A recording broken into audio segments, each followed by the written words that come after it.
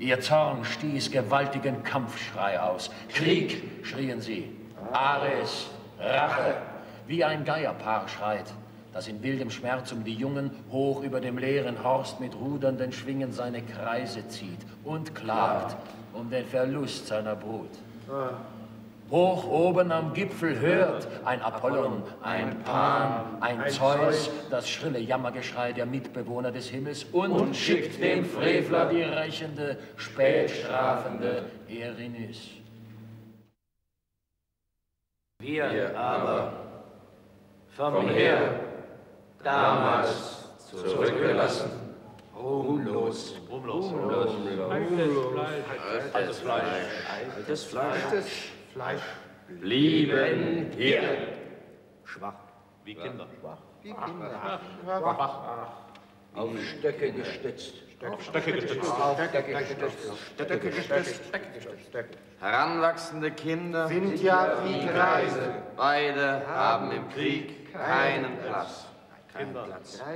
Krieg, Keinen Platz. Das jugendliche Mark, das in der Brust aufsproßt, ist Greisesleich.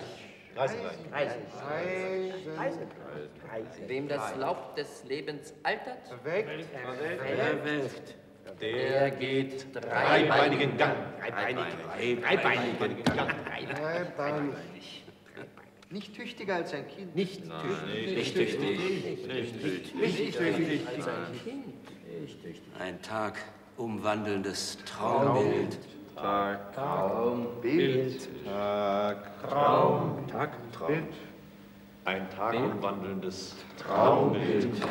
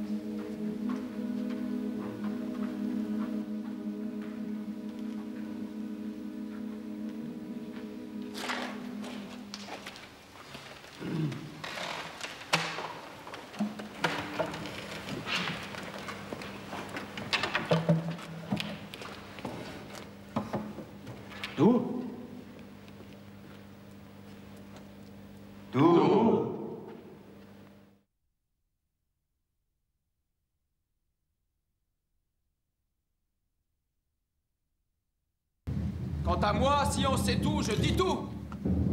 Si on sait rien, je dis rien.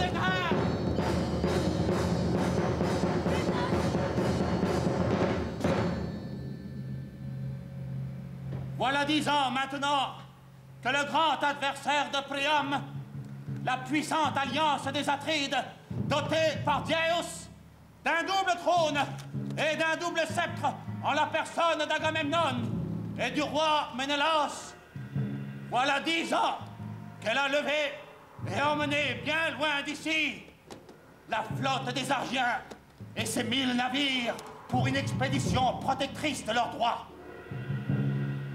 Du fond du cœur, ils clament à la guerre.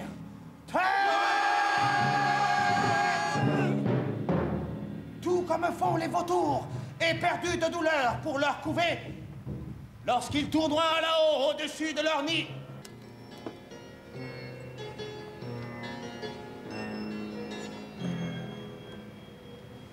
Mais toi, fille de Tendar, reine Clytemnestra, quelle rencontre? Quelle nouvelle? Par quel messager as-tu été informé et convaincu pour que de tous côtés tu fasses sacrifier tous les dieux qui régissent la ville, ceux d'en haut, ceux d'en bas, ceux du ciel, ceux de la place publique? Ah! Ah!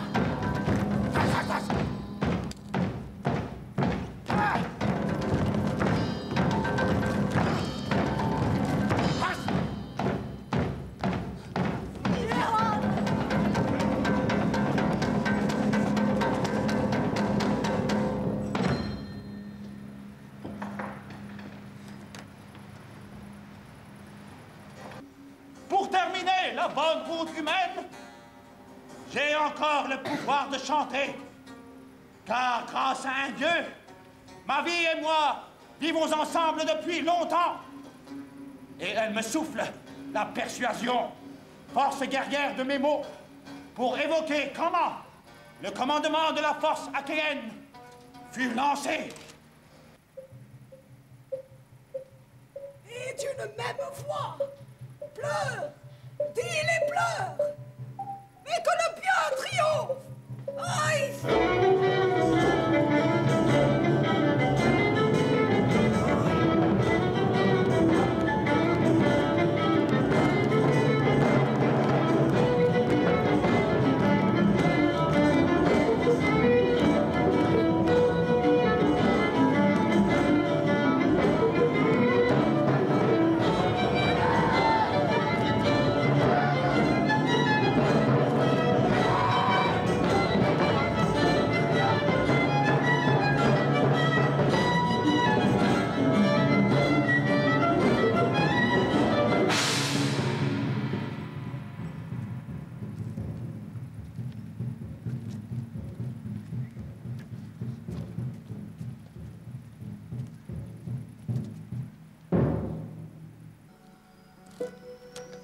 Il osa donc sacrifier sa fille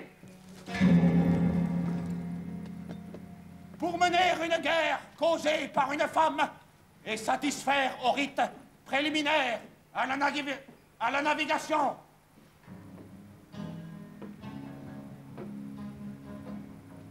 Les suppliques, les appels à son père.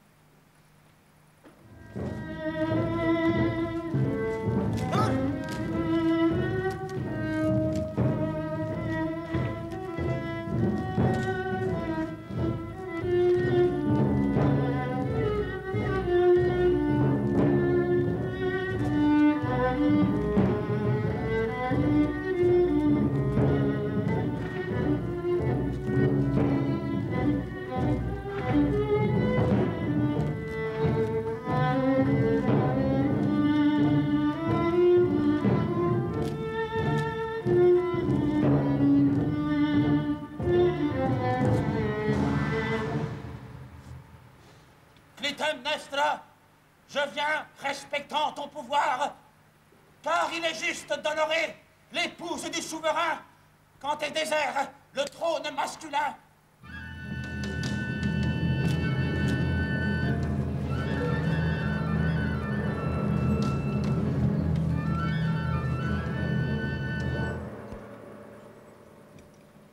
informé par quelque suave messager, ou que ce soit l'espoir qui t'est chargé de sacrifier, je t'entendrai avec reconnaissance, mais je serai sans malveillance si tu te tais.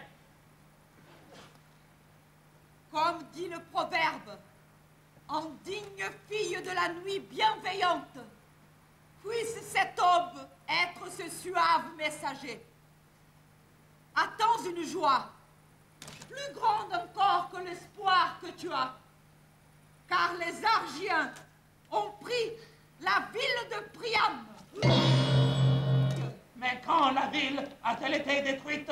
Je te le dis, pendant la douce nuit, d'où vient de naître la lumière d'aujourd'hui. Quel est le messager qui a pu venir d'aussi loin, aussi vite? Héphaïstos, qui de Lydda, là-bas, a fait bondir la flamme. De montagne en montagne, le feu vola vers nous. Lydda l'envoie d'abord à Lemnos, sur le rocher d'Hermès. Le grand flambeau qu'allume alors cette île est aperçu par le troisième relais, le mont Athos, sous le regard des Dios. De là s'élève un très puissant embrasement de feu qui envoie sa lumière voyager sur le dos de la mer et apporter joyeusement, comme un soleil, l'éclat doré de son étincellement au guet de Makistos. Lui n'a pas cédé au sommeil comme un insensé.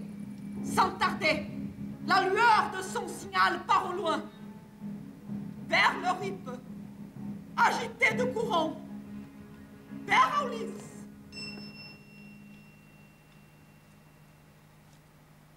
Elle porte son message aux sentinelles de Messapion, qui en réponse mettent le feu à un tas de vieilles bruyères et font luire la nouvelle.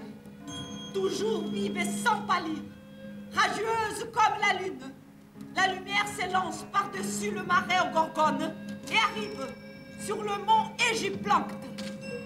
Elle presse les gardiens de ne pas confisquer la nouvelle à leur seul profit. On incendie sans retenue une haute barbe de flammes et on l'envoie brûlante vers le détroit de Saronique. Elle répondit sur ce miroir et en franchit le cap.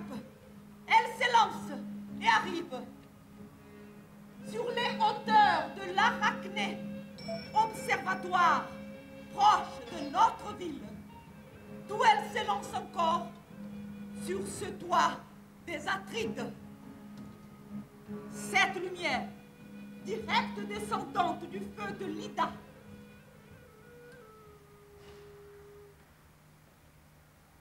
telles étaient les lois dictées par moi à mes guetteurs de feu. L'un après l'autre, il le reçut. Et le premier, autant que le dernier, est vainqueur de la course.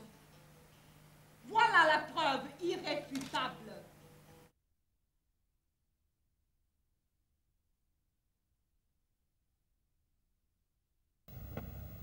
À moi le pouvoir de clamer sous quel signe fatal s'est accomplie la route de la puissance des guerriers, et comment les forces achéennes au double trône, brandissant lances et bras vengeurs, ont gagné la terre troyenne.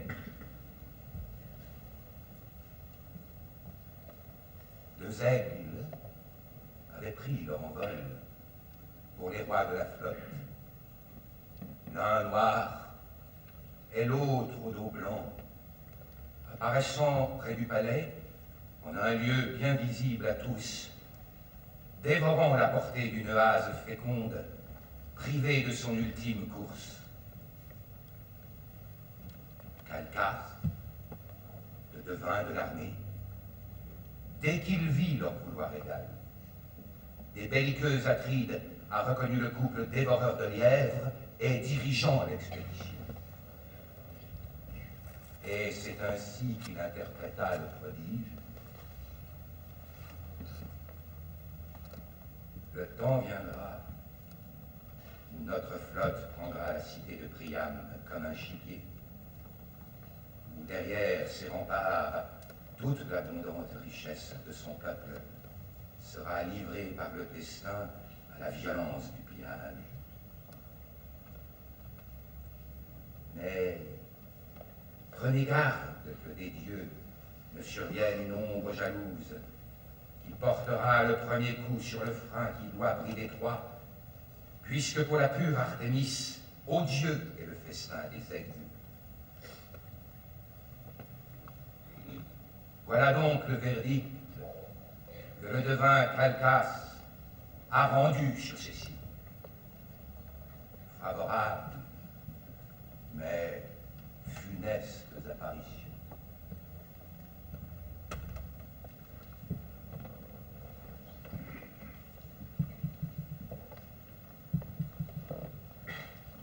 Et cependant, le roi Agamemnon, à la tête des vaisseaux achéens, a conspiré avec les coups de l'infortune. Alors, privé de traverser, se creusaient les cœurs et les ventres des guerriers grecs, et du Strimon soufflaient les vents lumineux de jour et affameurs, fermant les ports et dispersant les hommes, usant les coques et les cordages, imposant à la flotte un délai redoublé qui rongeait, consumait la fleur des Argiens dans l'amertume de la tempête, jusqu'au jour où une autre route, plus accablante encore pour les chefs, fut proclamée par le devin qui parlait au nom d'Artémis. Et les Atrides, en conséquence, ont frappé le sol de leur sceptre sans pouvoir contenir leurs larmes.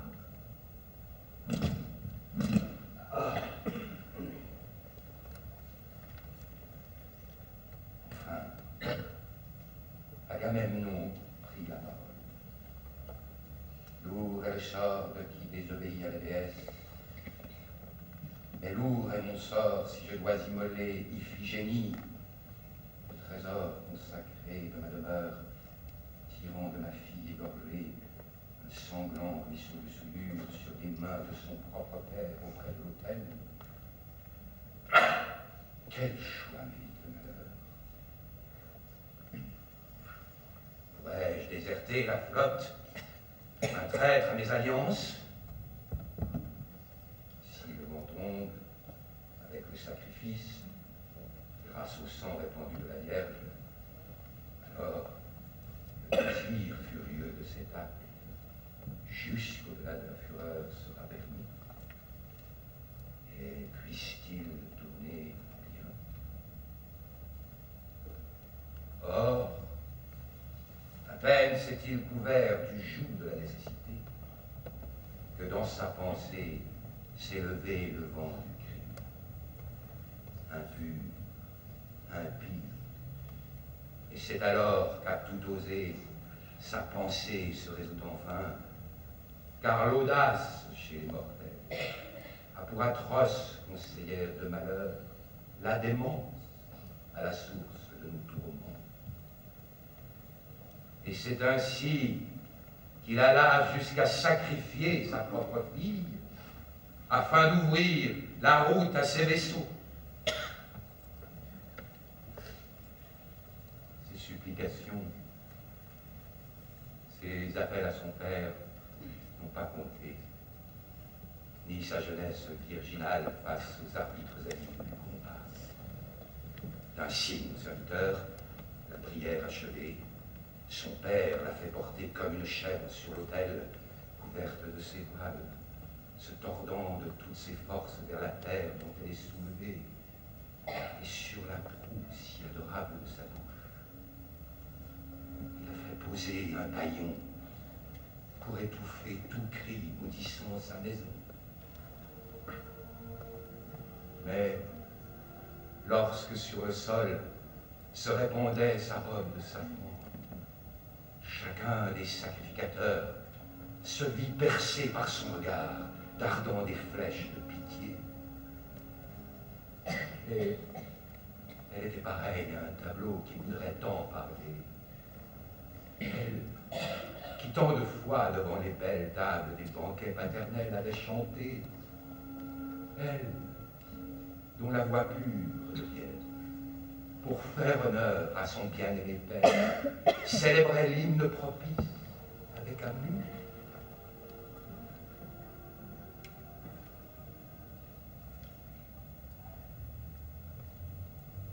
Je n'ai pas vu. Je ne puis dire ce qui a suivi. Mais l'art de Calcas doit s'accomplir sans faute. Et la justice vers ceux qui souffrent fait pencher le savoir.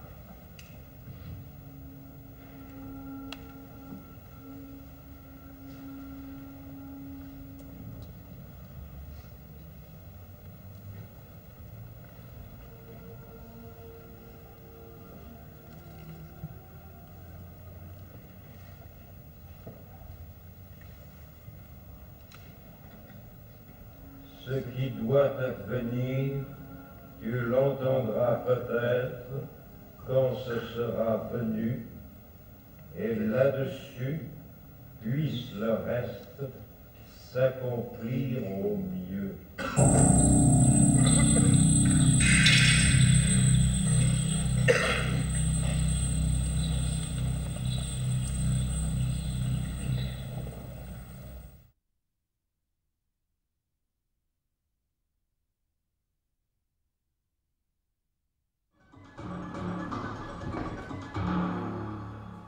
À moi le pouvoir de clamer sous quel signe s'ouvrit la route de la jeune puissance guerrière. Et comment les deux chefs de la jeunesse grecque, brandissant lances et bras vengeurs, suivant un vol impétueux, gagnent la terre de Troie. Vol d'aigle pour les rois de la flotte, l'un noir, l'autre blanc. Alors ils apparaissent près du palais, du côté du bras porte-lance, en un lieu visible par tous. Et ils dévorent la portée d'une hase féconde, privée de son ultime course. Triste, triste soit ton chant, mais que le bien l'emporte. Et le sage devin de l'armée, Calcas a reconnu le couple dévoreur de lièvres qui fait escorte à leur pouvoir. Et voici comment il interpréta le prodige. Le temps viendra où notre flotte prendra la cité de Priam comme un gibier. Et devant les remparts, tous les troupeaux, toutes les richesses du peuple seront livrées au pillage. Mais prenez garde que les dieux ne soient jaloux et portent un coup à ceux qui veulent détruire Troie de sa force guerrière. Puisque dans sa pitié, Artémis prend en haine les aigles de son père Zeus, qui sacrifie la pauvre hase, grosse de ses levreaux encore à naître, au Dieu pour elle et le festin des aigles. Triste, triste soit ton chant, mais que le bien l'emporte. Et Artémis. Artémis qui sourit aux faibles premier pas des lionceaux. Artémis qui veille sur chaque nourrisson des habitants de la terre sauvage. Réclama d'accomplir ces signes. Favorable et funeste. De nouveau Calcas invoqua Apollon. Contre les Grecs, puissent-elles ne pas lever de vent contraire, qui retiendrait longtemps leur nef privée de traversée, à exiger de sacrifices monstrueux, bâtisseurs de querelles entre proches, car Artémis, la redoutable en la demeure, prête à s'élancer de nouveau, et également prête à réclamer le prix d'une enfant. Tel est mêlé à de grands biens le sort qu'a proclamé Calcas, d'après les oiseaux du départ pour la demeure de nos rois. Ainsi, dans ces temps-là, l'aîné des deux seigneurs, à la tête des vaisseaux achéens, loin de s'en prendre au devin, a accepté les coups de l'infortune. alors se creusaient les cœurs et les ventres des guerriers achéens, privés de traversée, retenus par de la Calchis auprès des tourbillons d'Aolis. Du Strimon soufflait des vents, ruineurs de jour et affameurs, fermant les ports et dispersant les hommes, usant les coques et les cordages qui, dans le délai redoublé qu'ils imposaient, rongeaient le cœur des Grecs. Mais c'est alors, dans l'amertume de la tempête, qu'une autre voix, plus accablante encore pour les chefs, fut proclamée par le devin. On invoqua le nom d'Artémis, et les Atrides en conséquence ont frappé le sol de leur sceptre, sans pouvoir contenir leurs larmes. Alors Agamemnon prit la parole. Lourd est le sort de qui doit obéir, et qui doit sacrifier une vierge égorgée sur le tombeau, et